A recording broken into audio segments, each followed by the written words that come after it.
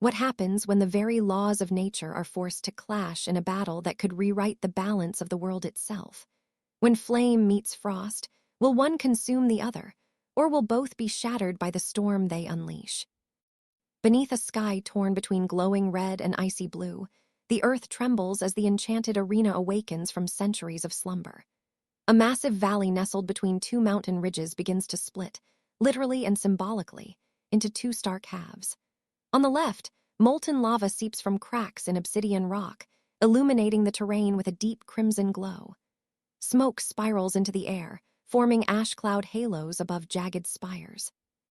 On the right, crystalline glaciers rise like silent sentinels, radiating cold that bends the light into prismatic waves. Snow flurries dance across the slick surfaces, and the ground itself hums with restrained energy. The moment feels ancient, primal, as if the arena is alive, remembering every battle fought here. A distant roar echoes, not from any creature, but from the very essence of fire and ice preparing to duel. Then, from the fire side, a figure emerges cloaked in flame, steps igniting the ground beneath them. Sparks trail their silhouette like a comet. From the frost, a second figure materializes, enshrouded in swirling mist, frost forming intricate patterns where their presence lingers. Neither speaks. Their eyes lock across the chasm, both drawn and repelled by the other's power. The air between them tightens, charged with anticipation. The arena itself seems to hold its breath, waiting for the first strike. Without a single word, the silence shatters. The fire mage raises both hands, twisting their wrists in a spiraling motion. From their palms, a torrent of flame erupts, not a simple blaze, but spiraling infernos shaped like serpentine dragons, twisting and coiling through the sky with terrifying grace. The heat is immediate, warping the air and painting everything in gold and crimson hues. They roar forward with the fury of 1,000 suns, targeting the opposing force. But the ice sorceress is already in motion, arms sweeping in a wide arc. A jagged formation of translucent spears rise from the ground, spinning upward like summoned spirits. She flings them toward the incoming fire with pinpoint precision. The icicles whistle through the air, leaving trails of frozen mist in their wake. When they meet the fire dragons mid-flight, the collision is nothing short of breathtaking. A burst of steam and sparks erupts in the sky, flame battling frost, heat clashing with cold, neither side giving way. Each movement is a masterwork of elemental dance. The fire mage pirouettes, conjuring a vortex of embers that swirl around them like protective armor, while launching more blazing serpents into the fray. The ice sorceress counters with a sweeping wall of frozen air, turning incoming flames into harmless vapor. For every strike, a counter. For every surge, a block. The air smells of sulfur and snow. The sky itself flickers between red and blue, unsure which element should dominate. And yet, even amidst the chaos, there's artistry. Each spell cast is not just a weapon, but a statement. A philosophy. Fire rages to consume, ice persists to preserve. Their clash isn't just a fight, it's a conversation written in the oldest language of the world, magic.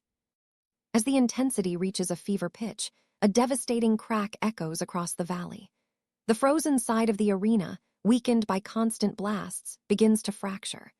A massive glacier bridge connecting the two territories shatters violently, sending a cascade of ice shards plummeting into a glowing abyss below. Time seems to slow as the fire mage, undeterred, sprints forward and leaps, launching from a crumbling ledge. Beneath their feet, floating crystal shards hover in midair, momentarily suspended by raw magic. Their movements are swift, agile, each footstep igniting the shard it touches. They soar from fragment to fragment, a blaze of motion above a pit of uncertainty. Across the void, the ice sorceress glides forward, arms extended. A path of frost blooms beneath her with every step, bridging the chasm in shimmering blue.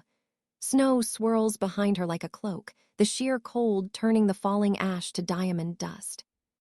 The arena is no longer just a stage, it is a maze of destruction. Pillars of flame burst from the ground, barely missing their targets, while sharp icicles rain from above, embedding themselves in smoldering rock. The fire mage launches themselves forward, landing just feet away from the ice sorceress. Their powers collide again, this time at close range. Fire curls around frost. The ground beneath them melts and refreezes in split seconds. Sweat and frost cling to their brows. Their eyes meet, and for the first time there's hesitation. Not from weakness, but from recognition. They see in each other not just a rival, but a reflection. A mirror image shaped by opposing forces. And the question begins to form, quietly but powerfully, must this always end in destruction? In the heart of the chaos, something shifts. A quiet hum begins to resonate beneath their feet, vibrating up through the stone, through their limbs, and into the air.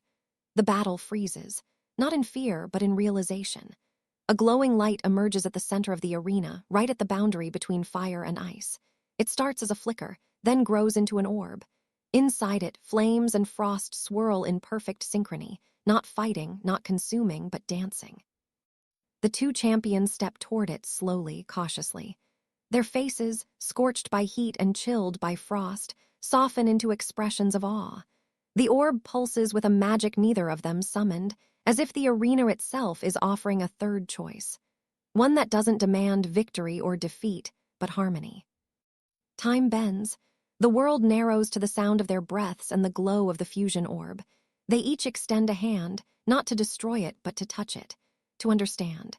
As their fingers graze its surface, warmth and cold embrace them at once. Fire wraps gently around their frostbitten skin. Ice cools the burn marks with a tenderness they didn't expect. The magic doesn't explode. It expands slowly, carefully, spreading a ring of golden blue light across the valley. Cracks in the earth seal. Flames dim to a soft warmth. Glaciers cease their cracking. The arena, once a battlefield, begins to breathe again. Then, in one final heartbeat, the orb surges with brilliant light and releases its power. A shockwave ripples outward, half fire, half ice, sweeping through the valley with an unstoppable force. The blast is blinding, igniting and freezing the arena in one simultaneous act of rebirth and ruin. The champions are thrown backward by the sheer force, landing in silence amidst steam and snow. Smoke curls upward. The ground crackles with frostfire, a new element born of both. Slowly, both figures rise, weary, scorched, but standing. Their eyes meet once again across the field of ash and snow. And this time, there is no spell, no stance, no aggression. Only a look. A look of mutual respect, of understanding, of truce. Without a word, they turn from the center of the arena, walking away, not as enemies, but as two guardians of balance.